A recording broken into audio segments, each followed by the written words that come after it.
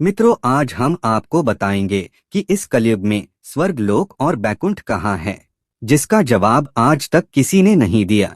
यह एक रहस्य बना हुआ है। फिर भी हम इसका जवाब ढूंढने का प्रयास करते रहते हैं, क्योंकि रामायण, महाभारत और गीता जैसे ग्रंथों में बताया गया है कि स्वर्ग लोक, बैकुंठ धाम इस ब्रह्मांड में है। और हम लोग अक्सर टीवी, मोबाइल फोन में, धार्मिक सीरियल में रामायण या महाभारत में देखते हैं। उनमें भी स्वर्ग और वैकुंठ का सीन दिखाया जाता है, जिसे देखकर अक्सर हमारे मन में एक सवाल उत्पन्न होता है कि इस कलयुग में स्वर्ग लोक और बैकुंठ धाम कहाँ है। जब स्वर्ग लोक और वैकुंठ धाम की उपस्थिति बताई जाती है, तो आखिर कहाँ है? क्या कलयुग में भी स्वर्ग लोक और बैकुंठ धाम है? और अगर है तो दिखाई क्यों नहीं देता? जिनका जवाब लगभग किसी के पास नहीं होता, लेकिन फिर भी हम उनके जवाब ढूंढने में लगे रहते हैं। तो जय सीताराम मित्रों, स्वागत है कथामृत यूट्यूब चैनल पर। मित्रों, हम धर्म से जुड़ी बात पढ़ते हैं तो उन सभी से यही पता चलता है कि इस ब्रह्मांड में कहीं स्वर्गलोक स्थित है, जहां इंसान मृत्यु के बाद ही जा सकता है। मन में सवाल आता है कि क्या सच में अंतरिक्ष में स्वर्गलोक है? क्या उसे देखा भी जा सकता है? क्या मृत्यु के बिना भी वहां तक पहुंचा जा सकता है? तथा बैकुंठ धाम, जिसे हम परमपिता परमेश्वर श्री नारायण जी का निवास स्थान भी कहते हैं, वह अंतरिक्ष में कहाँ स्थित है? सभी बातें आज हम इस वीडियो के माध्यम से आपको बताएंगे कि स्वर्ग लोक और बैकुंठ लोक कहाँ स्थित है। मित्रों, पौराणिक कथाओं के अनुसार बताया गया है कि अच्छे कर्म करने वाले मनुष्य जो अपने जीवन में सबसे ज्यादा पुण्य काम करता है, जो दूसरों की मदद करता है, जो गरीबों को भोजन देता है, जो दान पुण्य करता है, जो पूजा पाठ और सच्चे हृदय से भगवान की पूजा आराधना करता है, उसे स्वर्ग की प्राप्ति होती है और वह मृत्यु के पश्चात स्वर्ग में जाकर स्वार्थी सुखों का आनंद लेता है। और जो मनुष्य अपने पूरे जीवन में कभी भी किसी को दान नहीं देता, अपने पूरे जीवन में दान पुण्य का काम नहीं करता है, जो दूसरों की मदद नहीं करता है, जो अपने पूरे जीवन में पूजा पाठ का काम नहीं करता है, जो दूसरे को सताता है, किसी की मदद नहीं करता है, तो जब उसकी मृत्यु होती है उसे नरक मिलता है और नरक में उसे उसके कर्मों के अनुसार दंड दिया जाता है। इसलिए मृत्यु के पश्चात हर कोई स्वर्ग जाना चाहता है। सतयुग, त्रेता युग, द्वापर युग में बताई गई कथा के अनुसार इस ब्रह्मांड में स्वर्ग लोक और बैकुंठ धाम का उल्लेख किया गया है, लेकिन इस कलयुग में स्वर्ग लोक और बैकुंठ धाम किसी ने नहीं देखा है। बस इसे हम कहानियों में पढ़ते हैं। रामायण और महाभारत, गीता जैसे ग्रंथों में स्वर्ग लोक और बैकुंठ धाम का उल्लेख किया गया है, लेकिन हमें यह सब सुनने के बाद अक्सर हमारे मन में यह सवाल आता है कि यदि सतयुग, त्रेता युग, द्वापर युग में ऋषि मुनि, तपस्वी, साधु, महात्मा जीवित ही स्वर्ग का भ्रमण कराते थे, उस समय सबको पता था कि स्वर्ग लोक और बैकुंठ धाम कहाँ है। त्रेता युग में राजा दशरथ देवताओं की ओर से युद्ध करने के लिए स्वर्ग लोक जाते थे।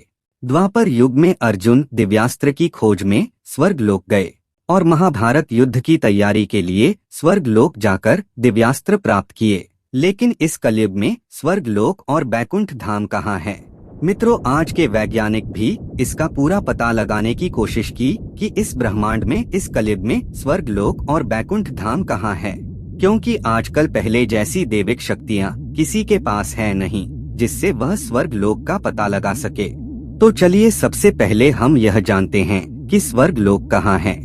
मित्रों, इस कलयुग में स्वर्ग लोक की उपस्थिति ध्रुव तारे की ओर बताई गई है।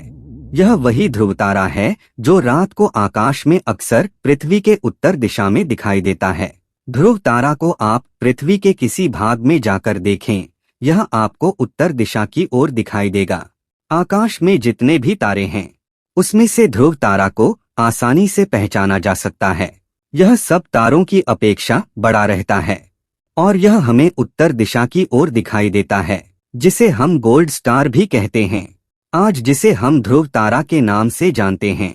त्रेता युग, सतयुग और द्वापर युग में इसे भुवर लोक कहा जाता था, जो कि हमारे पृथ्वी से लगभग 14 लाख योजन दूर है, जहां पहले के जमाने में सप्तऋषि और मुनि निवास करते थे। और भुवर लोक के बाद स्वर्ग लोक आता है, जो कि भुवर लोक से लगभग 1 करोड़ योजन की दूरी पर स्थित है, जो स्वर्ग लोक का एक भाग है, जिसे महर लोक कहा जाता है। लेकिन यहाँ भी एक काल तक जीवित रह सकते हैं। यह स्वर्गलोक जैसा ही दिखाई देता है। यहाँ भगवान की भक्ति करने वाले बड़े बड़े तपस्वी ऋषि मुनि निवास करते हैं। स्वर्ग लोक महर लोक से लगभग 2 करोड़ योजन की दूरी पर है, जिसे जनलोक कहा जाता है।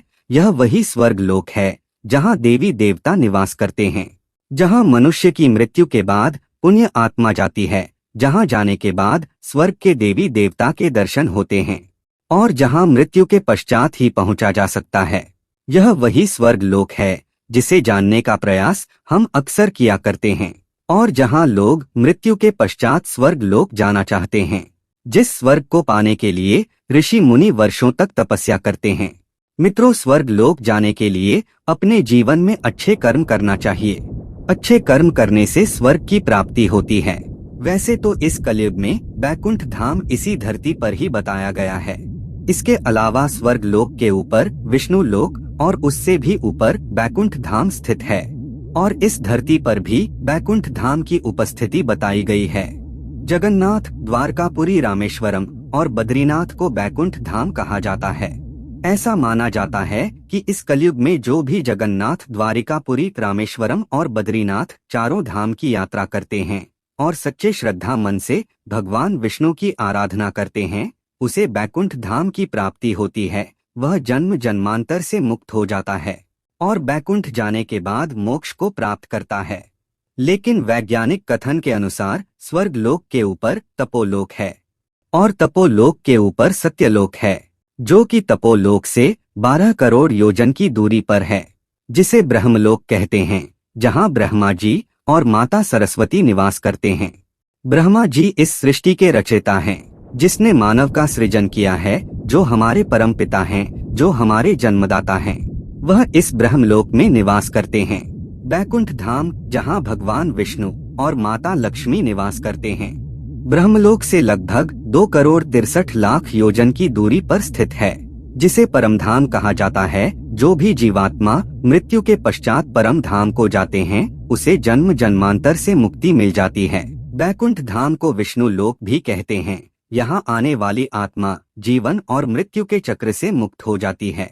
बैकुंठ धाम सबसे ऊपर स्थित है, इसलिए इसे सर्वोच्च कहा जाता है। मित्रों, यदि सभी दूरियों को मिला लिया जाए और एक योजन बराबर 12 किलोमीटर माने, क्योंकि एक योजन में कितने किलोमीटर होते हैं, इस पर अलग अलग भारतीय खगोलविदों की अलग अलग राय है, तो पृथ्वी से बैकुंठ तक की दूरी हुई लगभग 4 पदम 10 नील 40 खरब किलोमीटर से भी बहुत ज्यादा। फिलहाल आज हम अंतरिक्ष में 39,000 किलोमीटर प्रति घंटे की रफ्तार से सफर कर सकते हैं। अगर हम इससे कई गुना ज्यादा स्पीड से भी बैकुंठ तक की यात्रा पर निकलेंगे, तो भी हमें करीब 12 लाख से 14 लाख सालों का समय लग जाएगा। यानी आज की टेक्नोलॉजी के हिसाब से तो हम बैकुंठ तक पहुंच ही नहीं सकते और आगे भी कोई ऐसी टेक्नोलॉजी विकसित नहीं की जा सकती। मित्रों, तुलसीदास जी ने रामचरितमानस में बताया है कि कलयुग में तो मोक्ष प्राप्ति बहुत आसान है। प्रेम से श्रीहरि का लगातार नाम जपते रहने से ही मोक्ष प्राप्त किया जा सकता है। कलयुग केवल नाम आधारा। अभी तक मुझे एक भी श्लोक नहीं मिला जिसमें कलयुग में यज्ञ पुराण होने की बात की गई हो, लेकिन फिर भी लोग इस युग में भी शास्त्रों के विरुद्ध ये सभी कार्य करते हैं।